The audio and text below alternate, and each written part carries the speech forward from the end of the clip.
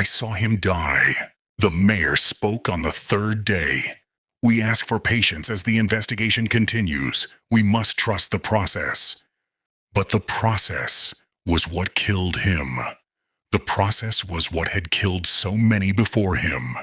Trust had long been buried under police reports and body cam malfunctions. I watched from my window as the National Guard rolled in.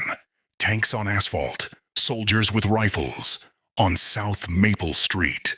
For a second, I wondered if Marcus could see this from wherever he was. All this in his name. All this because he couldn't make it home. His mother stopped eating. She sat on her porch every night, holding his photo against her chest. She didn't cry anymore. Her tears had turned into something sharper, a look that could slice through lies. One evening she said, "They think this will pass, but I'll make them remember." And I believed her. That week, murals appeared overnight. Marcus's face, larger than life, painted on brick and metal. Eyes open, staring straight at the city that failed him. Someone wrote beneath one of them, "You can't kill what becomes a movement." And maybe that was true. But movements don't bleed. People do. The week after the smoke cleared, the city tried to pretend things were normal.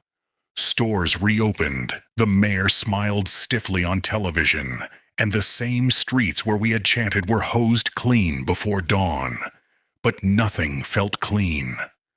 The smell of gas still clung to the air, and the echoes of the chants hid inside every passing siren. Marcus's funeral was on a Tuesday. The sky was too bright for what we were burying. The church overflowed, folding chairs pressed into corners, people spilling out onto the steps. Reporters circled like crows, shoving microphones toward anyone who looked like they might cry on camera. Inside, the choir sang Amazing Grace, their voices cracking halfway through. His mother sat in the front row, motionless, holding a tissue she never used. When they opened the casket, she whispered, "They took his breath, but they won't take his name." The words rippled through the pews like a prayer that hurt to say. I stood in the back, near the stained glass.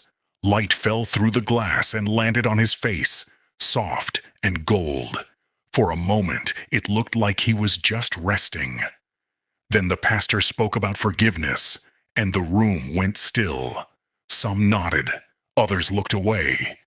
Forgiveness felt like a language none of us could speak anymore.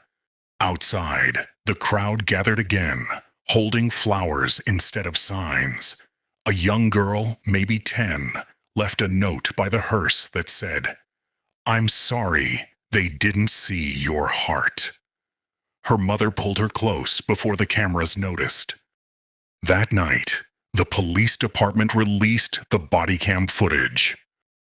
The video played on every screen in town.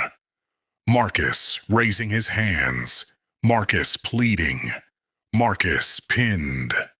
They paused it right before the last breath, blurring the moment as if mercy could be edited in after the fact.